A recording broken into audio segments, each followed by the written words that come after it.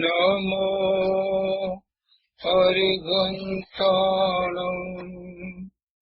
નમો સિદ્ધાણં નમો આયર્યાણં નમો જયાણં નમો લોયસવસાહુણાં એસો પંચનમોકારો સર્વપાવપણાસનો મંગલાણાં સંવેસે પરમં હવૈ મંગલમ અજ્ઞાનતિમિરંધાના જ્ઞાનાંજનશલાકયા નેત્રયોન્મિલિतं येन तस्मै श्रीगुरुवे नमः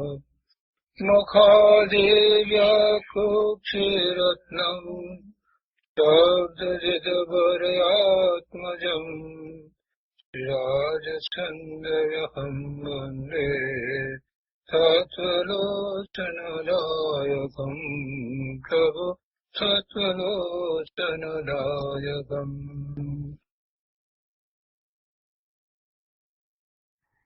આત્મસિદ્ધિ કૃપાળુદેવ શ્રીમદ રાજચંદ્રજી રચિત આત્મસિદ્ધિનો સ્વાધ્યાય આપણે કરી રહ્યા છીએ. તેમાં 10મી ગાથાનો સ્વાધ્યાય ચાલે છે. આ ગાથા ઉપર પૂજ્ય ગુરુદેવ કાનજી સ્વામીએ ઘણો વિસ્તાર કર્યો છે. કૃપાળુદેવના વચનામૃત પુસ્તકમાંથી આ ગાથા ઉપરનો વિસ્તાર આપણે પૂરો કર્યો છે અને એની જે સમજ પૂજ્ય ગુરુદેવ કાનજી સ્વામી આપી એ ચાલી રહી છે. તો આત્મસિદ્ધિ ઉપર પૂજ્ય ગુરુદેવ કાનજી સ્વામીના પ્રવચનો આ પુસ્તકમાં આજે આગળ સ્વાધ્યાય આપણે કરીએ છીએ. પાના નંબર 78 અહીંયા ચોથા પેરેગ્રાફમાં કહે છે કે બાહ્ય દ્રષ્ટિ લોકો સમન્વય કરવામાં સંભાવ માને છે. બાહ્ય દ્રષ્ટિ લોકો એટલે કે જેમની દ્રષ્ટિ સ્વરૂપ તરફ વળી નથી એવા એ લોકો સમન્વય કરવામાં સંભાવ માને છે અને તે તો મૂંઢતા છે. સમન્વય કરવો એટલે બીજા ધર્મોની સાથે સરખામણી કરવી ને પછી એમ કહેવું કે બધા ધર્મમાં એક જ વાત કરી છે અને ઈશ્વર તો એક જ છે. આવી જે બધી વાત કરવામાં આવે એ વાત એ મૂંઢતા છે અને એ બહિર્દ્રષ્ટિની વાત છે. જે અંતરદ્રષ્ટિ થયો છે, જેને આત્માનું કાંઈ પણ ભાન છે, ભલે સમ્યક દર્શન નથી થયું પણ કાંઈક સમજ છે સ્વરૂપ વિશેની, એવી આવી વાત નથી કરતા.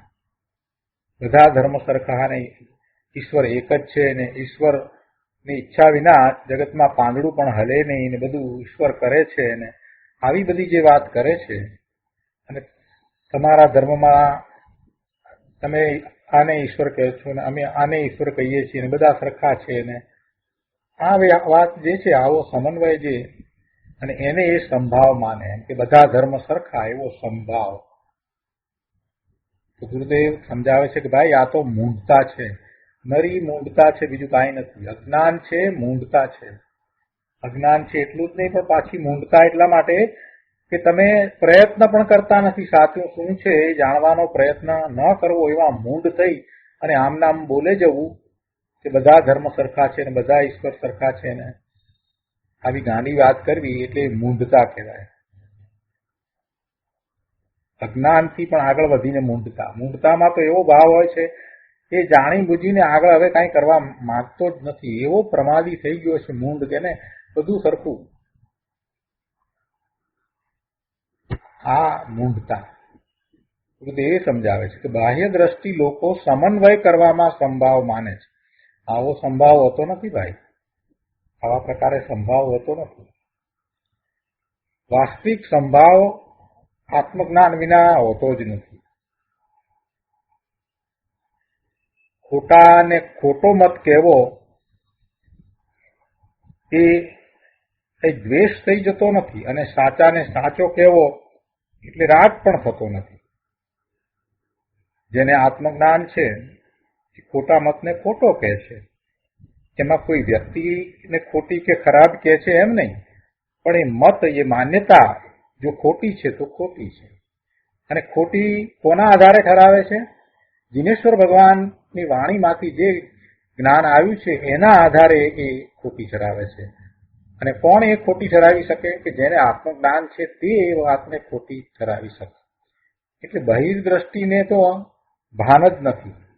આત્મજ્ઞાની છે તે જ ખોટી વસ્તુ શું છે, સાચી વસ્તુ શું છે, ખોટી માન્યતા શું છે, સાચી માન્યતા શું છે, તેને અનુભવ સહિત બરાબર જાણે છે. પોતાના સ્વરૂપનો અનુભવ થયો છે એટલે આત્મજ્ઞાન થયું છે એટલે એ કહી શકે છે.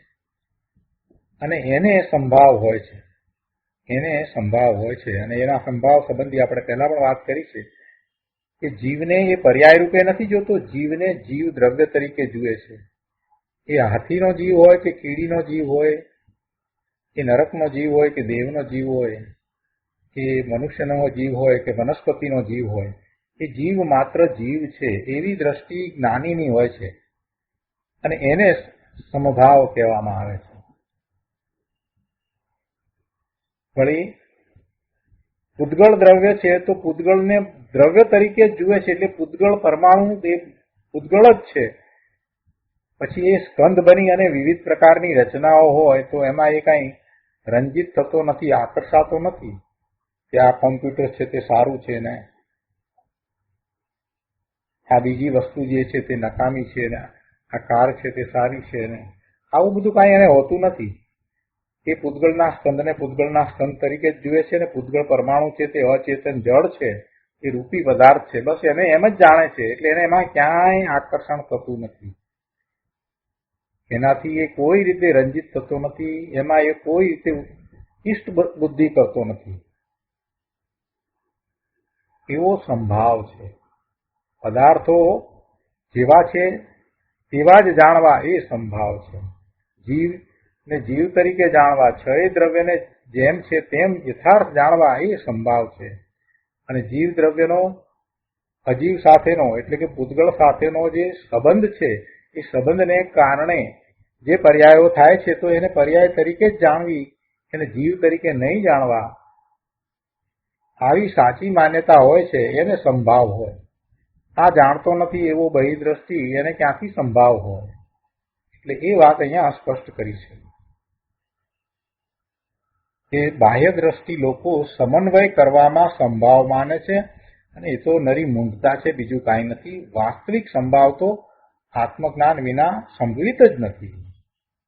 અને બીજી પણ વાત સાથે કહી કે કેટલાય લોકોની માન્યતા એવી છે કે આપણે બીજાને ક્યાં ખરાબ કહીએ, બીજાને શા માટે ખોટા કહેવા, આપણને એવો કોઈ હક નથી. આવી ઊંધી માન્યતાઓ લઈને જે બેઠા છે એમને અહીંયા સમજાવ્યું છે કે જ્ઞાની પુરુષો જે સાચો મત છે તો એ સાચા મતને સાચો કહે છે અને ખોટો મત છે ને ખોટો કહે છે.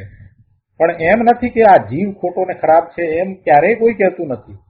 જ્ઞાનીઓના મતમાં જે મતની વાત છે એટલે કે માર્ગની વાત છે, મોક્ષનો માર્ગ છે, એના સંબંધીની જે માન્યતાઓ છે એને ખોટી અથવા ખરી કહેવામાં આવે છે. એમાં કોઈ જીવને ખોટો ખરાબ કહેતા નથી. એ આતંકવાદી હોય કે નરકનો જીવ હોય તો એને કોઈ ખરાબ કહેતું નથી. જ્ઞાનીઓ ક્યારેય એમ કહેતા નથી, એ પર્યાયલક્ષી હોતા જ નથી. પણ મતની વાત છે કે જીનેશ્વર ભગવાનની વાણીમાં જે પ્રકારે વાત આવી છે એનાથી વિરુદ્ધ પ્રકારનો મત હોય તો એ મત ખોટો છે. એ મત ખોટો છે. એટલે જ્ઞાનીઓ, આત્મજ્ઞાનીઓ એ કહે છે અને એવું કહેવામાં એમનો કોઈ બીજો આશય નથી, એમાં કોઈના પ્રત્યે દ્વેષ પણ નથી. સાચાને સાચો કહેવામાં એમને કોઈના પ્રત્યે રાગ પણ નથી. જ્ઞાની સંભાવમાં વર્તે છે, છતાં જેમ છે તેમ જાણે છે, જેમ છે તેમ શ્રદ્ધે છે, જેમ છે તેમ બોધે છે, જેમ છે તેમ ઉપદેશ આપે છે અને અસત્ય મતનો તથા મિથ્યા ભાવોનો નિષેધ કરે છે. જો અહીંયા જ્ઞાનીની વાત ચાલે છે, જ્ઞાનીની એટલે કે જે સદગુરુ છે એની વાત અહીંયા કરી રહ્યા છીએ. કેમ કે સદગુરુ જ્ઞાની હોય છે, સદગુરુ ગમે તે હોતા નથી. એટલે આ બધો વિસ્તાર ગુરુદેવે કર્યો છે. જેમની પાસેથી આપણે જ્ઞાન પ્રાપ્ત કરીએ છીએ, જેમના નિમિત્તે સમ્યક દર્શન થાય છે, જેમની નિશ્રામાં કેવળ જ્ઞાન થાય છે, તો એમનું સ્વરૂપ કેવું હોય? કૃપાળુ દેવે 10મી ગાથામાં જે વાત આપી છે એનો ખૂબ બધો વિસ્તાર ગુરુદેવે આ રીતે કર્યો છે. આત્મજ્ઞાન સમદર્શિતા વિચરે ઉદય પ્રયોગ અપૂર્વ વાણી પરમ સુખ સદગુરુ લક્ષણ યોગ, એનો આ વિસ્તાર ચાલી રહ્યો છે. ગુરુદેવ આગળ કહે છે કે ધર્માત્મા આનંદ થઈ ગયા, તેઓ પોતાનું કામ કરી ગયા. પોતે તો પોતાનું કામ કરી લીધું છે, એટલે કે સમ્યક દર્શન પ્રગટ કરી અને પોતે તો સ્વરૂપની સ્થિરતાનો પુરુષાર્થ કરી રહ્યા છે. કદાચ આ ભાવમાં પૂર્ણ દશા પ્રગટ ન કરી શક્યા તો કાંઈ વાંધો નથી. હવે પછીના ભાવમાં 1-2 ભાવમાં એ જરૂરથી પૂર્ણ દશાને પ્રગટ કરશે જ. એટલે એ તો પોતાનું કામ કરી ગયા, પણ કરુણા કરીને આપણે માટે આ શાસ્ત્રોની રચના પણ કરતા ગયા છે. મુકુંદાચાર્ય ભગવાનનો વિચાર કરો, અમૃતચંદ્રાચાર્ય ભગવાનનો વિચાર કરો, પદ્મનંદી આચાર્ય ભગવાનનો વિચાર કરો, પૂજ્યપાદ સ્વામી, ઉમાસ્વાતીજી ભગવાન, આ બધાએ શું કર્યું? પોતે તો પોતાના સ્વરૂપને વિશે લીનતા કરી, એનો પુરુષાર્થ એવો કર્યો અને સ્થિરતાનો પુરુષાર્થ જ માત્ર બાકી રહ્યો. એવી અદભુત દશામાં એ તો રહ્યા, પણ સાથે કરુણા કરી અને આપણે માટે આ શાસ્ત્રોની રચના કરી. મહાપુરુષોની કરુણા કેટલી છે જુઓ તો. પોતાને પ્રાપ્ત થયું છે અને એ બધા પ્રાપ્ત કરે એવો અંતરમાં ભાવ આવે છે, અનુકંપા થાય છે. લોકોને દુઃખી જુએ છે, જીવોને દુઃખી જુએ છે, એટલે અનુકંપા થાય છે, એટલે કરુણાનો ભાવ આવે છે ને આ બધું રચના થઈ જાય છે, આ બધું રચાઈ જાય છે. અહીંયા કહે છે ધર્મગુરુના લક્ષણની વ્યાખ્યા ચાલે છે ને અહીંયા. અહીં ઉપદેશક, સાચા ઉપદેશક કોને કહેવા? કહે છે કે અહીં તો ધર્મ ઉપદેશક, સાચા ધર્મગુરુના લક્ષણની વ્યાખ્યા કરવી છે. અને સાચું લક્ષણ તેને કહીએ કે જે નિર્દોષ હોય. અહીંયા લક્ષણની વાત કરી છે, લક્ષણ અપેક્ષાએ વાત દીધી છે. હવે એ છે કે સાચું લક્ષણ તેને કહીએ કે જે નિર્દોષ હોય, અતિવ્યાપ્તિ, અવ્યાપ્તિ અને અસંભવ એ 3 દોષ રહિત હોય. જેમ કે જીવનું લક્ષણ છે તે ચેતના, તો આ ચેતના ગુણ એ કેવો છે? જીવને માટે એ લક્ષણ કેવો છે? જેને અતિવ્યાપ્તિ, અવ્યાપ્તિ કે અસંભવ દોષ લાગુ પડતા નથી, એવો ગુણ છે. એટલે એ રીતે જયારે આ ઉપદેશક ધર્મગુરુ એમના લક્ષણની વાત ચાલતી હોય ત્યારે એમાં પણ એમ જ હોય કે એમાં પણ અતિવ્યાપ્તિ, અવ્યાપ્તિ કે અસંભવ એ 3 દોષ હોય નહીં. કે નહીં સમજ અહીંયા થોડીક આપી છે, આપણે એ લઈએ. લગભગ બધાને આ તો ખ્યાલમાં હશે જ.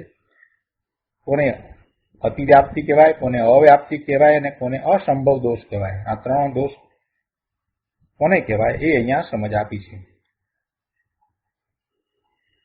જીવનું લક્ષણ પૂર્ણ જ્ઞાન, કેવળ જ્ઞાન છે એમ કહીએ. જીવનું લક્ષણ કેવળ જ્ઞાન છે જો એમ કહીએ તો દોષ લાગે. કયો દોષ આવે? અવ્યાપ્તિ દોષ આવે. કેમ કે જીવનું લક્ષણ કેવળ જ્ઞાન છે. વાત તો સાચી છે કે એ કેવળ જ્ઞાન સ્વરૂપ છે, પણ એનું લક્ષણ એ ન કહેવાય. એટલા માટે કે હજી જેણે કેવળ જ્ઞાન નથી પ્રગટ કર્યું એવા અનંત જીવો છે. ઘણા જીવોને હજી અલ્પ જ્ઞાન છે, અપૂર્ણ જ્ઞાન છે, કેવળ જ્ઞાન એમને પ્રગટ કર્યું નથી. અનંત જીવો છે. તો એ બધા જીવોને પછી શું કહીશું? કેવળ જ્ઞાન વિનાના છે એને આપણે શું કહીએ? એ જીવ નથી. એટલે જીવનું લક્ષણ કેવળ જ્ઞાન કહીએ તો એ દ્વારા એ અવ્યાપ્તિ દોષ આવે છે. અવ્યાપ્તિ એટલે વ્યાપ્તિ નથી. કોનામાં વ્યાપ્તિ નથી? કે ઘણામાં વ્યાપ્તિ ન હોય, બધામાં વ્યાપ્તિ હોવી જ જોઈએ. બધામાં એ હોવું જ જોઈએ. બધા એટલે જેનું લક્ષણ બતાવી રહ્યા છીએ એ માટે દરેક જીવમાં એ હોય. અહીંયા એવું બનતું નથી. એટલે જીવ છે છતાંય કેવળ જ્ઞાન નથી, એટલે અવ્યાપ્તિ છે.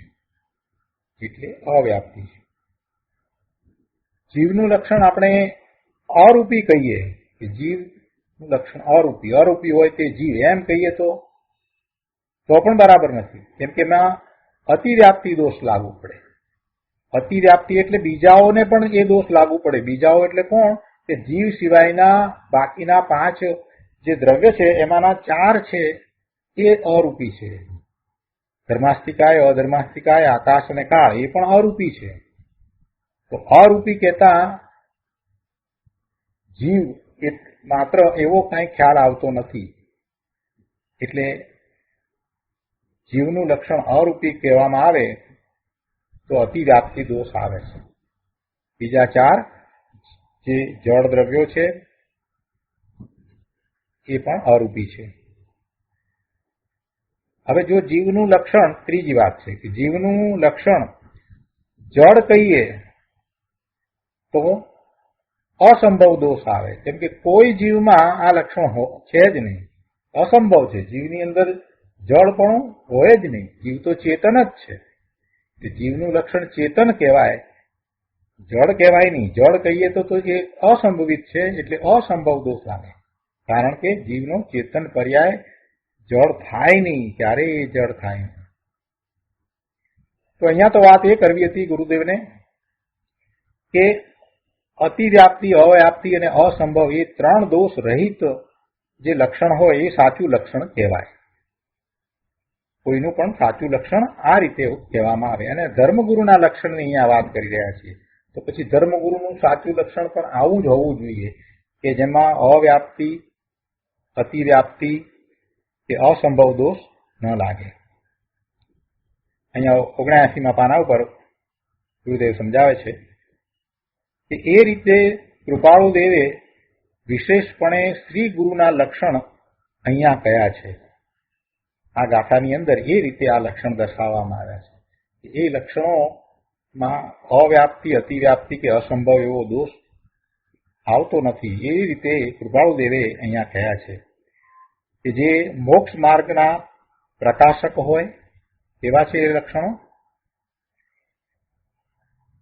કે જે મોક્ષ માર્ગના પ્રકાશક હોય, માર્ગના સાચા ઉપદેશક હોય.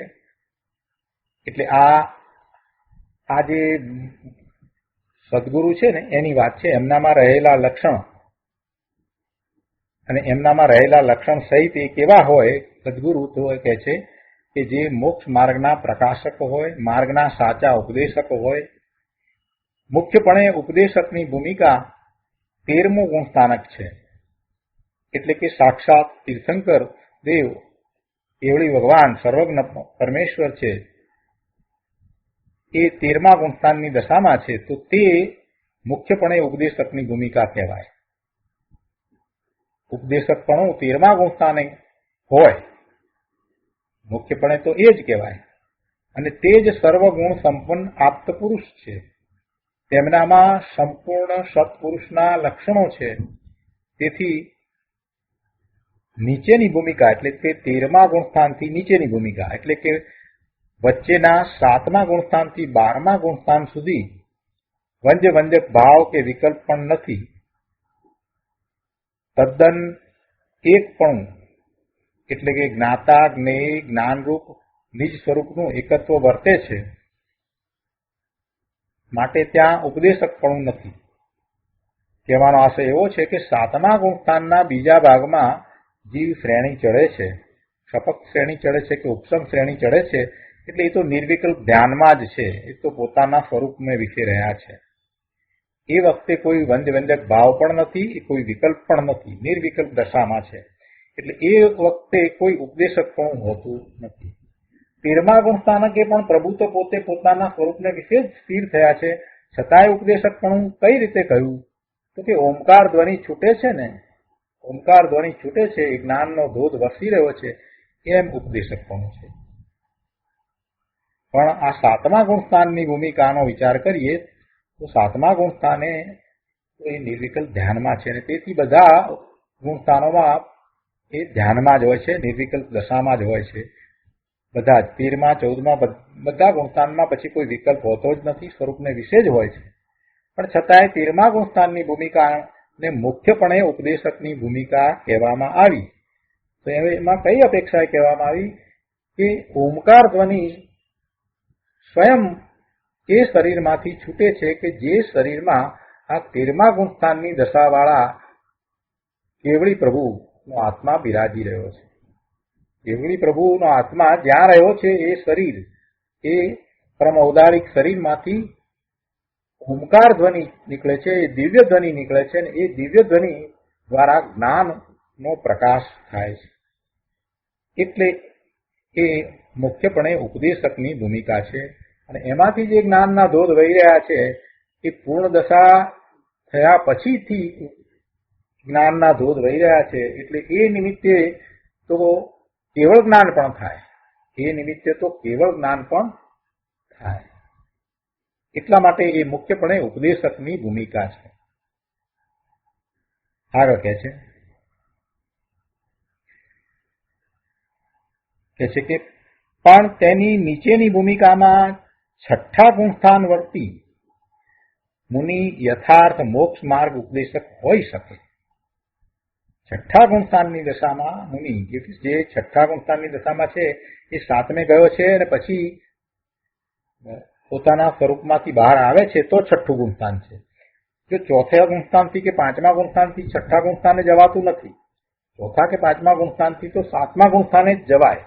નિર્વિકલ્પ ધ્યાનમાં એ સાતમા ગુણસ્થાનની દશાને પ્રગટ કરે છે અને સાતમું ગુણસ્થાન છે અને પછી બહાર આવે છે તો છઠ્ઠું કહેવાય.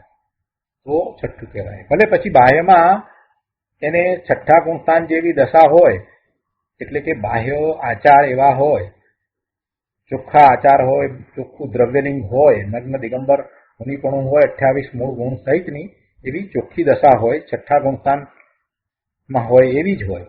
પણ હજી સાતમા ગુણસ્થાન જેવી અંતરંગ દશા થઈ નથી તો પછી એને છઠ્ઠું ગુણસ્થાન કહેવાતું નથી. ચોથા ગુણસ્થાને કોઈ જીવ છે અને એ દીક્ષા ગ્રહણ કરી લે છે અને પછી પુરુષાર્થ ઉપાડે છે, પોતાના સ્વરૂપને વિશે એ લીનતાનો પુરુષાર્થ કરે છે, પણ હજી સાતમા ગુણસ્થાન જેવી દશા નથી થઈ.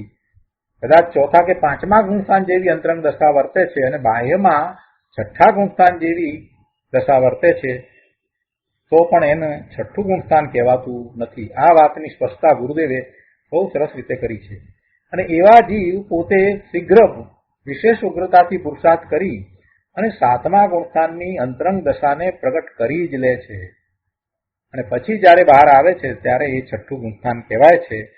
એટલે સાતમા ગુણસ્થાન જેવી અંતરંગ દશા જેમની જ્ઞાનીની હોય એમના જ્ઞાનના ક્ષયોક્ષમ વિશે તો શું વાત કરવી, એવો ઉઘાડ હોય. એટલે એવી ભૂમિકાની અંદર જ્યારે છઠ્ઠા ગુણસ્થાને છે, વિકલ્પ સહિત છે, ત્યારે એ મુનિ શાસ્ત્ર દ્વારા અથવા તો પોતાની વાણી દ્વારા જીનવાણી આપણને પહોંચાડે છે એમ કહીએ તો ચાલે. એટલે કે શાસ્ત્ર દ્વારા શાસ્ત્રની રચના કરીને અથવા તો પોતે ઉપદેશ આપી અને આપણને આ દ્રવ્યશ્રુત આપે છે.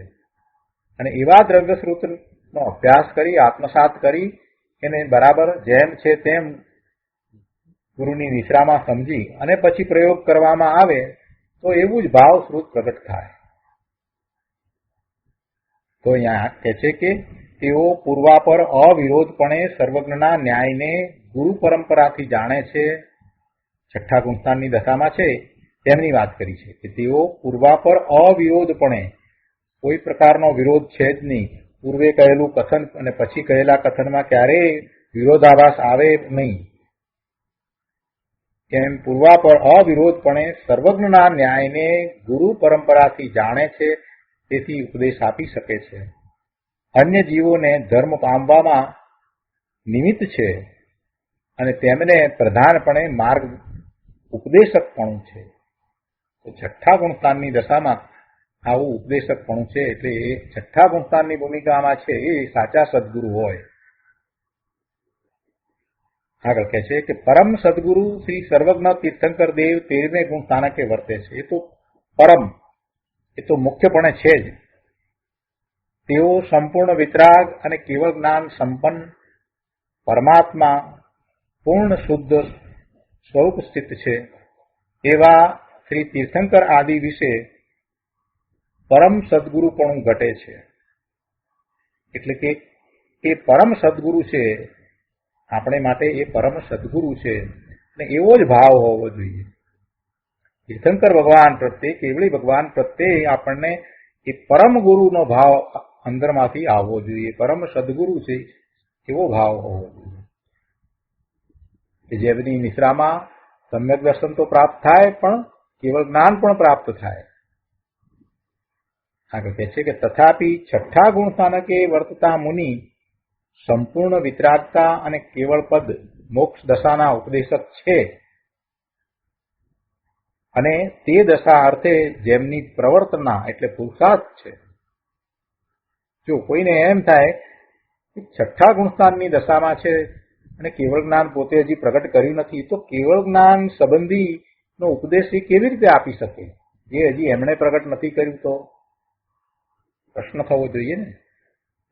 જે છઠ્ઠા ગુણ સ્થાનકની દશાએ વર્તે છે અને એ પ્રમાણે એમનો પુરુષાર્થ છે, તો એ કેવળ જ્ઞાન સંબંધીનું માર્ગદર્શન કેવી રીતે આપી શકે? કેવળ જ્ઞાનની વાત પણ કેવી રીતે કરી શકે જેનો એમને અનુભવ નથી? એવો પ્રશ્ન મનમાં થવો જોઈએ. પ્રશ્નનું સમાધાન એમ છે કે સમ્યક દર્શન થાય છે ને ચોથા ગુણસ્થાનની દશા છે ત્યારે પણ પોતે સર્વજ્ઞ સ્વભાવી છે, પોતે કેવળ જ્ઞાન સ્વભાવી છે એવો અનુભવ થઈ જાય છે. આત્મામાં અનંત શક્તિ પડી છે અને 47 શક્તિના વર્ણનમાં સર્વજ્ઞત્વ શક્તિ અને સર્વદર્શિત્વ શક્તિ એ બે ના વર્ણન આવ્યા અને એ બંને શક્તિનું પરિણમન સ્વરૂપનું લક્ષ કરતા થાય છે. સ્વરૂપનું લક્ષ કરે છે અને જ્યારે એને અનુભવ થાય છે તો અનંત ગુણો જેટલા ગુણ છે એટલા બધા ગુણોનું પરિણમન એક રૂપે એને અનુભવમાં આવે છે. એટલે અનંત ગુણોનું પરિણમન અનુભવમાં આવે છે તો તે વખતે એને પોતે સર્વજ્ઞ સ્વભાવી છે એટલે પોતાનામાં સર્વજ્ઞત્વ શક્તિ પડી છે, સર્વદર્શિત્વ શક્તિ પડી છે, એનો અંશ પણ એને અનુભવમાં આવી જાય છે. એટલે એ સર્વજ્ઞતા વિશે કેવળ જ્ઞાન વિશે કે જેમ છે તેમ યથાર્થ જાણે છે. કેમ કે અંશે અનુભવ થયો છે ને, એટલે જેને બીજ જોઈ છે એ ચંદ્ર વિશે કહી શકે કે ચંદ્રનો આકાર કેવો હશે, પૂર્ણ ચંદ્ર કેવો હશે, એની વાત જેણે બીજના દર્શન કર્યા છે એ કહી શકે છે. આગળ કે છે અહીંયા કે વળી જે પરમ સદગુરુ તીર્થંકર આદિ આપ્ત પુરુષના આશય પરંપરાથી તે દશા પામવાની રીતો જાણે છે તેને પરમ શ્રુત પદ ઘટે છે. બહુ સરસ વાત લીધી છે. એક તો એમનો પુરુષાર્થ પણ એવો જ છે, મોક્ષ માર્ગનો પુરુષાર્થ છે, અને આગળ અહીંયા ફરીથી કહે છે કે વળી પરમ સદગુરુ તીર્થંકર આદિ આપ્ત પુરુષના આશય પરંપરાથી તે દશા પામવાની રીતો જાણે છે. તીર્થંકર પરમેશ્વરે જે વાત કરી છે, જે આશય દર્શાવ્યો છે, એને એ પરંપરાથી એવી દશા કેમ પ્રગટ થાય એને એ જાણે છે. જાણપણું પરંપરાથી છે પણ પોતાને એ પ્રમાણ છે, એટલે કે પોતે અનુભવ સહિત એ જાણે છે એમ એ પરંપરા છે, માત્ર વિકલ્પરૂપ નહીં. અને તે દશા પામવાની રીતે એ રીતે જાણે છે એટલે તેને પરમ શ્રુત પદ ઘટે છે, એટલે કે હોય છે. પરમ શ્રુત હોવું જોઈએ ને. આપણે કૃપાળુ દેવે જે 5 શબ્દ આપ્યા છે તો એ 5 હોય અને 5 કઈ રીતે હોય સદગુરુને, એની અહીંયા તો વાત ચાલે છે.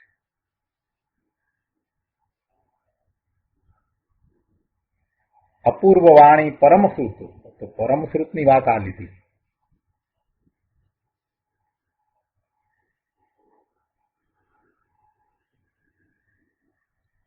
વળી આગળ કહે છે કે વળી ઉપર તીર્થંકર આદિ કહેવાનું કારણ એ છે કે કોઈ સામાન્ય કેવળી ભગવાનને પણ ઉપદેશક ગણાનો યોગ હોય છે. એટલે આ વાત કરી પહેલા જ કરીને એટલા માટે. આજ તો ઘણા જીવોને સર્વજ્ઞના ત્રિકાળ ગોચર જ્ઞાનની શ્રદ્ધામાં પણ ઘણા ગોટા હોય છે. અત્યારે વર્તમાનમાં તો વાત જ ન પૂછવી. સર્વજ્ઞતા કયા પ્રકારે હોય, સર્વજ્ઞને આવી સર્વજ્ઞતા હોય એક સમયની અંદર જગતના બધા જ પદાર્થોના ભૂતકાળ, વર્તમાનકાળ અને ભવિષ્યકાળના બધા પરિણામને જાણે, એકી સાથે જાણે એવી સર્વજ્ઞતા હોય એ વિશે લોકોને કાંઈ ભાન પણ નથી, એમાંય કાંઈ પૂરું સમજતા નથી. અહીંયા પાના નંબર 80 ઉપર આગળ વાત સમજાવે છે કે ઉપદેશકપણાની અહીંયા તો વાત ચાલી રહી છે. તો અહીં ઉપદેશકપણું મુખ્યપણે છઠ્ઠે ગુણસ્થાનકે કહ્યું છે, કારણ કે આત્માના પૂર્ણ સ્વભાવને શીઘ્ર પ્રગટ કરનાર તો નગ્ન મુનિ નિર્ગ્રંથ પદ છે. આત્મગુણના ઘાતક દર્શન મોહ સહિત 3 કસાયનો જેને અભાવ છે એવા ધર્માત્મા જ્ઞાનીને સર્વવીરતીપણું છે. મુનિ દશામાં સ્વસન્મુખતારૂપ પુરુષાર્થનું જોર વધારીને વિતરાગ ભાવ એટલી હદે પહોંચ્યો હોય છે કે પરિગ્રહ એક દેહ માત્ર જ હોય છે. તેથી દેહને વસ્ત્રથી ઢાંકવા જેટલો પણ રાગ મુનિને હોતો નથી અને તેઓ જ જૈન મુનિ છે. એક સાથે ઘણી વાત ગુરુદેવે સમજાવી કે જો કેવળી ભગવાન તો છે, એ તો પરમ ગુરુ છે જ, એમાં તો કંઈ બીજી વાત છે જ નહીં. પણ અહીંયા ઉપદેશકપણાની વાત ચાલે છે તો આપણે માટે ઉપદેશકપણું કોને આપણે માનીએ? તો સદગુરુની વાત ચાલે છે. કોણ સદગુરુ હોય, કેવા સદગુરુ આપણને મળે, આપણે પરીક્ષા કરીને કઈ રીતે જાણવું કે આ સદગુરુ છે, એ સંબંધીનું આખું માર્ગદર્શન મેળવવા માટે આ બધું જાણવું જરૂરી છે. આમાંથી જે વાત આપણને ખબર પડે કે આવા સદગુરુ હોય, એટલે કે છઠ્ઠા ગુણસ્થાનની દશાનો વિચાર કરવો. મુખ્યપણે તો આપણે એ વિચાર કરવો કે એમની છઠ્ઠા ગુણસ્થાનની દશા છે તો એ સાચા ગુરુ છે. એટલે મુખ્યપણે છઠ્ઠે ગુણસ્થાનકે કહ્યું અને એનું કારણ સમજાયું કે એ આત્માની કેવી દશા હોય છે. પોતે પોતાના સ્વરૂપમાં સ્થિરતાનો પુરુષાર્થ કરી રહ્યા છે. અંતરમાં એવું ભાવલિંગ છે અને બાહ્યમાં નગ્ન મુનિ નિર્ગ્રંથ પદ છે. એવું જ દ્રવ્યલિંગ છે, ચોખ્ખું દ્રવ્યલિંગ છે. અને આત્મગુણના ઘાતક એવા દર્શન મોહ સહિત 3 કસાયો, આત્મગુણના ઘાતક દર્શન મોહનીય, એ આત્મગુણના ઘાતક 4 છે. અને ઘાતી કર્મો આપણે જે કહીએ છીએ દર્શન મોહનીય સહિત આ જ્ઞાનાવરણીય, દર્શનાવરણીય, મોહનીય અને અંતરાય, એ 4 જે ઘાતી કર્મ છે, એ ઘાતી કર્મ શું કરે છે કે આત્માના સ્વભાવ ભાવને પૂર્ણપણે ઉઘડવા દેતા નથી. એટલે આપણે એને આવરણ પણ કહીએ છીએ વ્યવહારથી. કે છે કે આત્મગુણના ઘાતક ખરેખર ગુણને નો ઘાત કરે છે એમ નથી. વાસ્તવમાં તો જીવ પોતે જ એવા ભાવે થાય છે. ખરેખર તો જીવ પોતે જ એવા ભાવે થાય છે. એનો પોતાનો એવો દોષ છે, પોતાના પુરુષાર્થની ખામી છે, એટલે એ ભાવે થાય છે. અને એમાં નિમિત્ત તરીકે એ કર્મ છે. નિમિત્ત તરીકે એ કર્મ છે. અહીંયા કે છે કે આત્મગુણના ઘાતક દર્શન મોહ સહિત 3 કસાયોનો જેને અભાવ છે, 3 કસાયોનો અભાવ અહીંયા લીધો છે. એક સંજ્વલન કસાય બાકી છે. ક્રોધ માન માયા લોભ, અહીંયા તો કસાયની વાત કરવી છે. તો જે ઘાતક છે એ આત્મ સ્વભાવનો ઘાત કરનારા આ કર્મો છે. અને એમાં દર્શન મોહનીયના નિમિત્તે આપણે એમ માનીએ છીએ કે એને મિથ્યાત્વ વર્તે છે. હવે દર્શન મોહનીય તો ગયું છે, દર્શન મોહનીય ગયું છે, અને સાથે સાથે એને એટલા જ્ઞાનાવરણીય અને દર્શનાવરણીય જે છે એ પણ એટલા પ્રમાણમાં ગયા છે. ત્યારે જ એને એવી દશા વર્તે છે. માત્ર એકલું દર્શન મોહનીય જાય છે એમ હોતું નથી. સાથે એવી જ્ઞાનની દશા પણ હોય છે, જ્ઞાનના ઉઘાડ પણ હોય છે. પણ એ ઉઘાડ ઓછા વધતા હોય, એક્સપિરિયન્સને ઓછો હોય, મનુષ્યને વધારે હોય, એમ જ્ઞાનના ઉઘાડમાં ફેર હોય. પણ છતાંય જ્યારે એવું શ્રદ્ધાન થાય છે તો એવું જ્ઞાન વર્તે છે, પોતાના સ્વરૂપનું જ્ઞાન વર્તે છે, એને આપણે જ્ઞાન કહીએ છીએ. અહીંયા કસાયની વાત લેવી છે. 4 કસાય કહીએ છીએ, ક્રોધ માન માયા લોભ, અને એ 4 કસાયની તીવ્રતા આપણે જાણીએ છીએ. અનંતાનુબંધી, અપ્રત્યાખ્યાનાવરણીય, પ્રત્યાખ્યાનાવરણીય અને સંજ્વલન. 4 ની અંદર ક્રોધ માન માયા લોભ આવી જાય એટલે 16 કસાય થાય. કુલ પ્રકૃતિ 16 એ, અને પછી 9 પ્રકૃતિ નો કસાયની, એટલે એમ 25 પ્રકૃતિ આપણે દર્શન મોહની અને ચારિત્ર મોહનીની અંદર સમજીએ છીએ. તો અહીંયા કહે છે કે એ 3 કસાયનો મુનિને તો અભાવ થયો છે, માત્ર સંજ્વલન કસાય બાકી રહ્યો છે. એટલે કે સંજ્વલન કસાયના ક્રોધ માન માયા લોભ રહ્યા છે એ તો અતિ અતિ અતિ અતિ અતિ મંદ હોય છે. એ કસાયો અતિ અતિ મંદ હોય છે. તો એવા ધર્માત્મા જ્ઞાનીને સર્વવીરતીપણું છે. મુનિ દશામાં સ્વસન્મુક્તારૂપ પુરુષાર્થનું જોર વધારીને, જો પુરુષાર્થ કયા પ્રકારનો? સ્વસન્મુક્તારૂપ પુરુષાર્થ.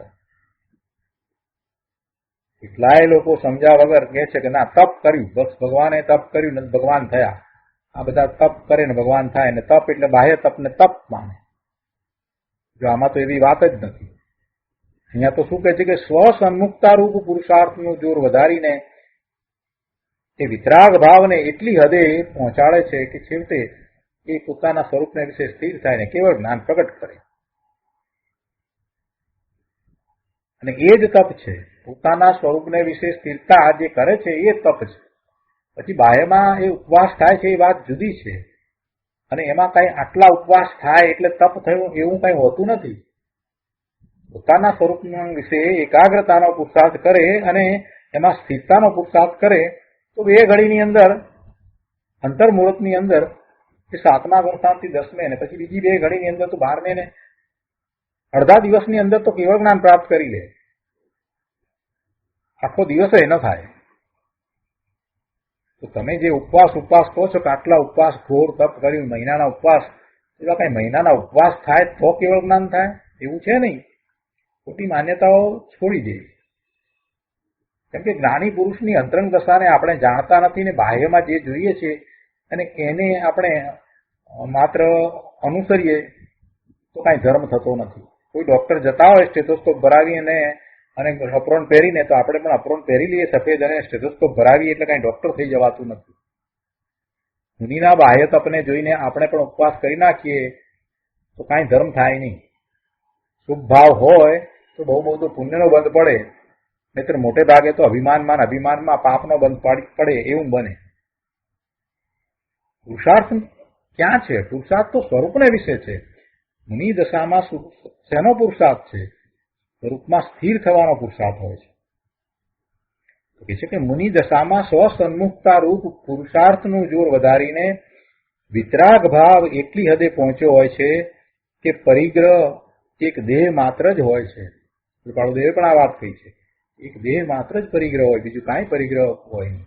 વસ્ત્ર પણ નહીં. એ દેહને વસ્ત્રથી ઢાંકવો એવો રાગે હોતો નથી એમને. કે વસ્ત્રો હોય તો આ દેહ ઢંકાય એવો રાગ પણ નથી. આટલો જ એક પરિગ્રહ છે. એવા મુનિની વાત કરી છે. નિર્ગ્રંથ મુનિ, 7મે 6ઠે ગુંઠનાને ઝૂલતા નિર્ગ્રંથ મુનિ એ સદગુરુ હોય છે.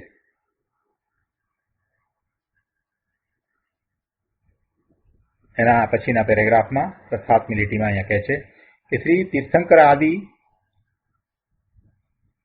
અતિશય કેવળી ભગવાન, જેમને વાણી યોગ ઉપદેશક પણ ઉદયમાન હોય તે પણ, એટલે એ તીર્થંકર આદિ કહ્યું એમાં આવી જાય. તીર્થંકર આદિ શબ્દ મૂક્યો ને એટલે અતિશય કેવળી ભગવાન, જેમને વાણી યોગ ઉપદેશક પણ ઉદયમાન હોય તે પણ, એ આપ્ત પુરુષ છે. તેમને આહાર, નિંદ્રા આદિ 18 દોષ નથી. એવા પરમ પુરુષની સાચી ઓળખથી જેમણે આત્મધર્મ જાણ્યો છે, પ્રતીતિ કરી છે, આત્મામય અનુભવ દશા વર્તે છે અને એ માર્ગની ઉપાસનાએ જેમની તે સાધક દશા ઉત્તરોત્તર અધિક પ્રગટ થતી જાય છે, એવા મુનિ 6ઠે ગુણસ્થાનકે અને ઘડીમાં 7મે ગુણસ્થાનકે તીવ્ર જ્ઞાન દશાની એકાગ્રતામાં સહજ જ્ઞાનની રમણતામાં ઝૂલે છે. પોતાના સ્વરૂપને વિશે આનંદમાં રહ્યા છે. હું પૂર્ણ સિદ્ધ ભગવાન જેવો જ છું એવી અંતરમાં તેમને પ્રતીતિ હોય છે. એવી પ્રતીતિ હોય છે. હું પૂર્ણ છું, સિદ્ધ સમાન છું એવી અંતરમાં તેમને પ્રતીતિ હોય છે. શુદ્ધ આત્માની જાતને જાણે છે અને સ્વરૂપ સ્થિત દશાની ઉપાસનાથી જેમની તે પવિત્ર દશા ક્રમે વિશેષપણે સાધ્ય થતી જાય છે, એવા 6ઠ્ઠા ગુણસ્થાનક વર્તી મુનિ, આચાર્ય, ઉપાધ્યાય વગેરે આત્મધર્મના ઉપદેશક હોય છે. એ બધા જ મુનિ હોય, આચાર્ય હોય, ઉપાધ્યાય હોય, બધા જ જે છઠ્ઠા ગુણસ્થાનની દશામાં છે એ બધા ઉપદેશક હોઈ શકે છે. એ સદગુરુ છે. તેમના નિમિત્તથી એટલે કે તે સદગુરુના આશ્રયથી જિનેશ્વર તીર્થંકર તથા કેવળીજીન પરમ ગુરુની તથા તેમના શુદ્ધ આત્મ સ્વરૂપની ઓળખાણ થાય છે. કેવળી ભગવાનની ઓળખાણ કોણ કરાવે? કેવળી ભગવાનની વાણીમાંથી આ જે જ્ઞાન આવ્યું છે એ આપણા સુધી કોણ પહોંચાડે? કે આ સદગુરુ પહોંચાડે છે. સદગુરુનો ઉપકાર ઘણો મોટો છે પ્રભુ. અહીંયા આગળ 81મા પાના પર બીજા પેરેગ્રાફમાં કહે છે કે કોઈ માને કે કૃપાળુ દેવે શ્રીમદજીએ નિંદા કરી છે, એટલે કે બીજાને સદગુરુ માનવા નહીં એવી જયારે વાત કરી છે, બીજા વેશધારી હોય એને ગુરુ ન માનવા એવી જયારે વાત કરી તો એમની કઈ નિંદા કરી છે એમ નથી. આત્મ અનુભવ દશા નથી ત્યાં ધર્મીપણું હોય નહીં, અને એમ કરે તો પછી એ કુગુરુપણું થાય. એટલે એમાં તો મિથ્યાત્વની પ્રરૂપણા થતી હોય તો એવી મિથ્યાત્વની પ્રરૂપણા થાય છે માટે એનો નિષેધ કર્યો છે. કૃપાળુદેવે કાંઈ એ લોકોની કોઈની નિંદા કરી છે એમ નથી, પણ સાચા માર્ગની પ્રભાવના કરી છે. સાચું કહેવું એ નિંદા ન કહેવાય, પણ સત્ય માર્ગની દ્રઢતા અને પ્રભાવનાનું જોર છે.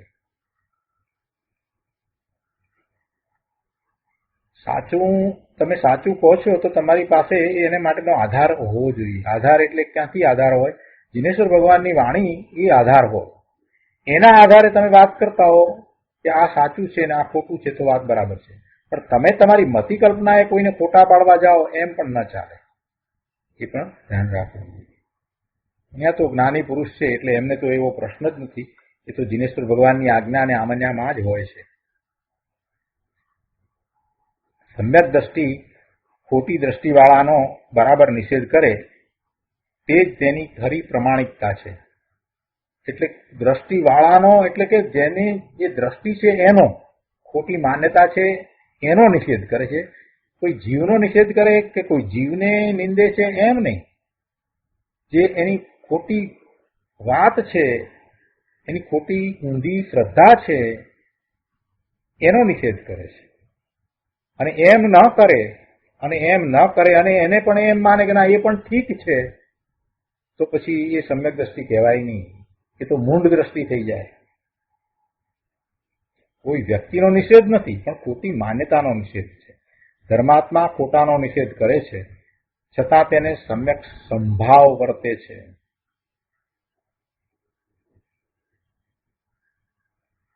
આગળ અહીંયા કહે છે કે કૃપાળુદેવ એક પત્રમાં લખે છે કે જે ગુણ પોતાના વિશે નથી તે ગુણ પોતાના વિશે છે એમ જે માને છે અને મનાવે છે તે જીવ ક્ષણ માત્રમાં ભાવ વૃદ્ધિ કરે છે. પોતે ગુરુ થઈને બેસી ગયા હોય ને અને એ મનાવતા હોય ને કે અમને તો આમ છે ને અમને તો તેમ છે, તો એને માટે આ વાત લખી છે. એ શું કરી રહ્યા છે? પોતાના ભાવની વૃદ્ધિ કરી રહ્યા છે, બીજું કાંઈ કરતા નથી. પોતે પોતાની જાતને છેતરે છે, પોતે પોતાને ઠગે છે. જે જીવ પોતાનો સ્વચ્છંદ ન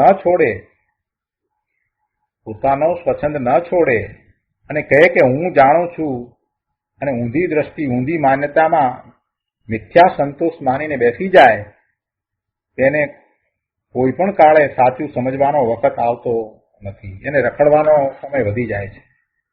એને મોહનીય કર્મનો એવો બંધ પડે છે કે એને એવા પછી સંયોગો પ્રાપ્ત થતા નથી કે એને સાચું સમજવા માટેના નિમિત્તો પ્રાપ્ત થાય. જીનવાણીનો વિરોધ કરે અને એમાં જાણી જોઈને જે વિરોધ કરે છે ને ઊંધી માન્યતાને પોષે છે ને એને પછી ઊંધી માન્યતા કરવા વાળા જ મળે છે. જેને સાચું સમજવું છે, સાચી શ્રદ્ધા કરવી છે, જિનેશ્વર ભગવાનની શ્રદ્ધા અંતરમાં બેસી છે અને એ વાતને જ આગમનો જ સ્વાધ્યાય કરવો છે એવો અંદરમાંથી જેને ભાવ આવ્યો છે ને એને એવા નિમિત્ત મળે છે. અને જેને આગમનો વિરોધ કરવો છે અને સર્વધર્મ સમાન કહી અને પોતાની મોટાઈ કરવી છે એને પછી એવા નિમિત્તે મળતા નથી.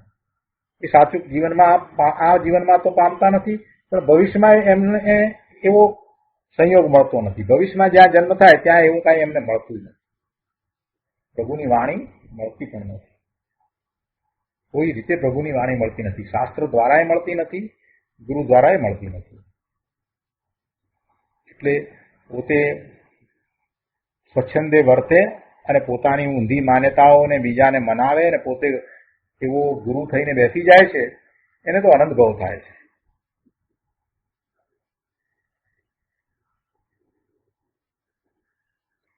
અહીંયા 82મા પાના ઉપર છેલ્લી લીટીમાં કહે છે, અહીં એમ કહેવું છે કે આત્મજ્ઞાનની પ્રાપ્તિ કોણ કરાવી શકે, કોણ પ્રાપ્ત કરી શકે? એટલે કે કોણ સદગુરુ હોય જેણે આત્મજ્ઞાનની પ્રાપ્તિ કરી હોય અને જેના નિમિત્તે બીજાઓ પણ આત્મજ્ઞાનની પ્રાપ્તિ કરે, સમ્યક દર્શનની પ્રાપ્તિ કરે, તો એ કોણ હોય એની વાત અહીંયા તો ચાલી રહી છે.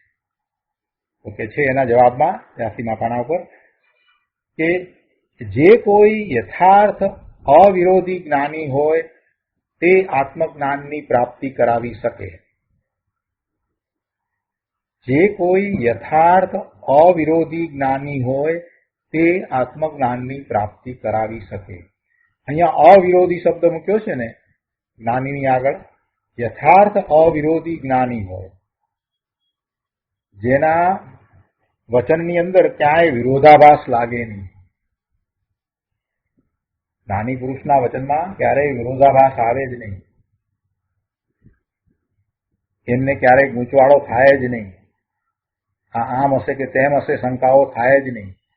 વસ્તુના સ્વરૂપ સંબંધીની તો ક્યારેય કોઈ શંકા હોય જ નહીં. પણ એ સમજાવતા હોય તો એમાંય એમના કથનમાં વિરોધાભાસ પણ ન હોય. જ્ઞાની પુરુષના તો એવા વચનો હોય છે. અને એવા જે આત્મજ્ઞાની સંત છે એ બીજાઓને આત્મજ્ઞાન પ્રાપ્ત કરવામાં નિમિત્ત થાય છે. એટલે અહીંયા કહે છે કે તે આત્મજ્ઞાનની પ્રાપ્તિ કરાવી શકે. એ કરાવી શકે એમ કહ્યું છે તો વ્યવહારમાં એનું કથન છે.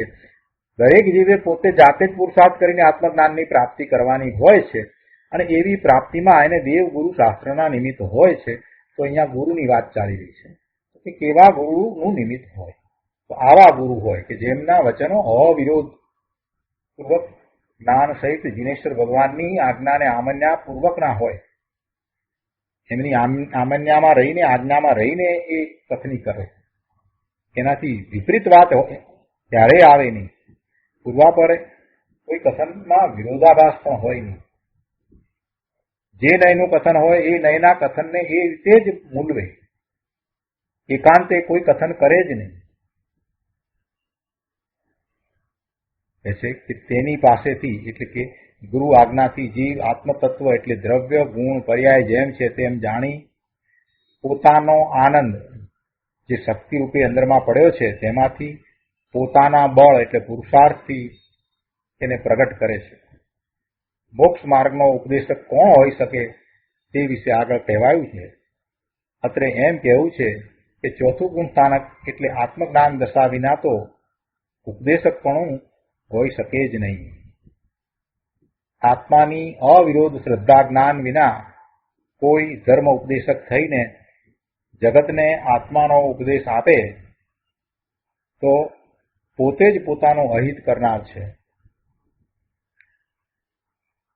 અને અન્ય આત્માને અહિત થવામાં નિમિત્ત થાય છે. પોતાનું તો અહિત કરે છે પણ બીજાઓ જે અહિત પોતે કરી રહ્યા છે એમાં એ નિમિત્ત થાય છે. તો ખરેખર તો વાસ્તવમાં તો એવું છે કે આપણને કુગુરુ મળ્યા માટે આપણને જ્ઞાન ન થયું તો કુગુરુનો દોષ છે એમ નથી. દોષ આપણો છે. દોષ આપણો છે. આપણે પ્રમાદી છીએ. આપણે પ્રમાદને કારણે સદગુરુની શોધ કરી નહીં અને કુગુરુ તરફ ઢળ્યા. એ દોષ આપણો પોતાનો છે. કુગુરુ તરફ ન ઢળવું હોત તો ન ઢળી શકત. જગતમાં કુગુરુ તો ઘણા હોય, સદગુરુ તો ભાગ્યે જ જોવા મળે. તો ગમે તેને ગુરુ બનાવીને આપણને જ્યાં જ્યાં ઠીક લાગે ત્યાં બેસી જઈએ.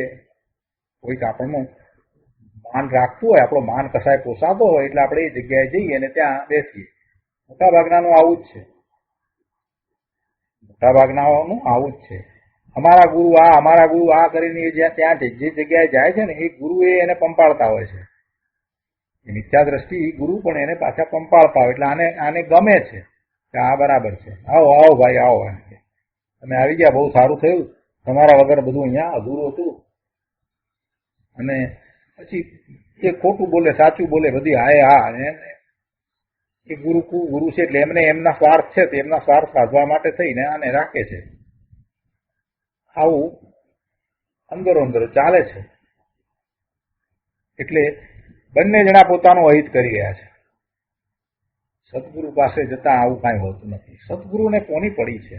પોતે પોતાના સ્વરૂપમાં પુરુષાર્થ પોતાનો કરી રહ્યા છે અને કરુણાનો ભાવ આવે છે તો ઉપદેશ આપે છે. બાકી કઈ એમને પડી નથી કે તમને ઉપદેશ આપે ને તમારામાં એ કાંઈ કરી દે ને તમારી પાસેથી એમને કાંઈ પ્રાપ્ત કરવું છે ને એવું કાંઈ હોતું જ નથી. તો પોતાનામાં છે ને એવો અનુકંપાનો ભાવ આવ્યો, કરુણાનો ભાવ આવ્યો તો ઉપદેશ આપી દીધો, લખાણ લખી લીધું, શાસ્ત્રની રચના કરી દીધી. પછી એના તરફ એ જોતાય નથી, એ મૂકીને ચાલ્યા જાય છે જંગલમાં ક્યાંય. એવા સદગુરુ હોય છે. સદગુરુની તો શું વાત કરી, પુસ્તકો ભરાય એટલી વાત છે. ગુરુદેવે તો વારંવાર એ વાત આપણને જુદી જુદી રીતે સમજાવી છે અને એનો તો ઘણો ઘણો વિસ્તાર થાય એવું છે. એટલે ગુરુદેવ જયારે ગુરુની વાત આવે ત્યારે તો, અને એમાં મુનિની વાત કરતા હોય ત્યારે તો ઘણા ઊંડા ઉતરી જાય. ઘણી વાર તો મુનિ દશા એટલે શું કહેવાય એમ કરીને પોતાના સ્વરૂપને જાણે કે સ્પર્શી લેતા હોય એમ આપણને લાગે. એમનું પ્રવચન સાંભળતા હોઈએ ત્યારે આપણને એમ લાગે. થોડીક વાત અહીંયા ગુરુ વિશેની પણ અહીંયા લીધી છે, આપણે જરા લઈએ છીએ. એ છે કે આત્માનું પૂર્ણ શુદ્ધ સ્વરૂપ શું? આત્માનું પૂર્ણ શુદ્ધ સ્વરૂપ કેવું હોય, શું હોય? સાધકપણું શું?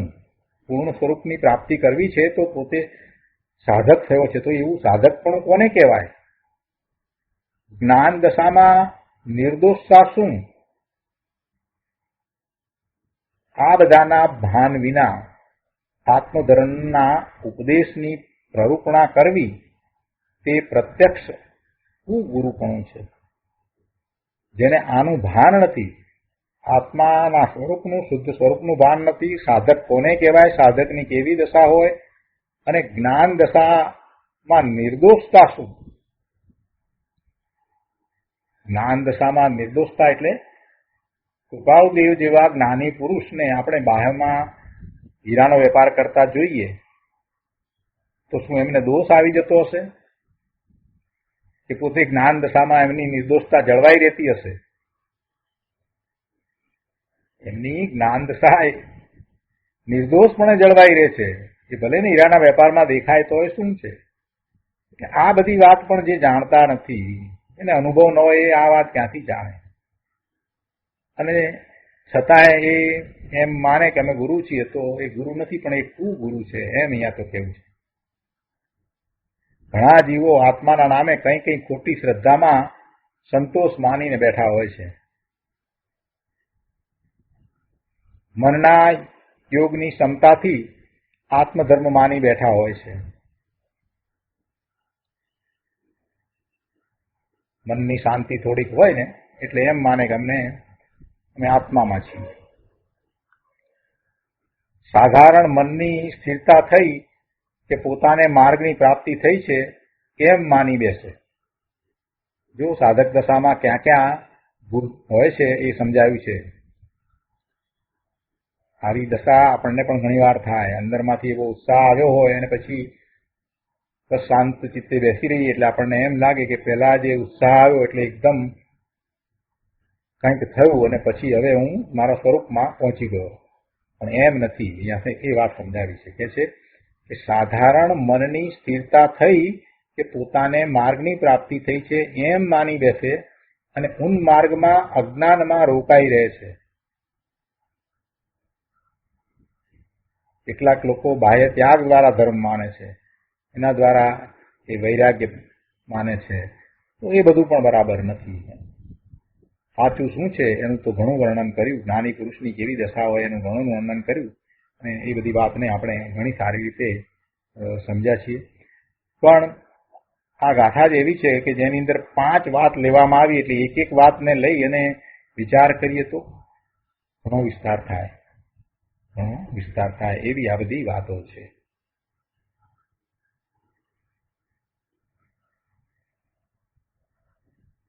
આત્મજ્ઞાન, સમદર્શિતા, વિચરે ઉદય પ્રયોગ, અપૂર્વ વાણી, પરમ સ્વરૂપ, સદગુરુ લક્ષણ યોગ.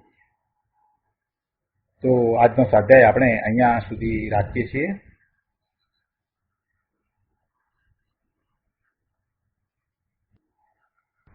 હવે સુખધામ બોલીએ. સુખધામ અનંત સુસંત ચરી દિન રાત રહે તદ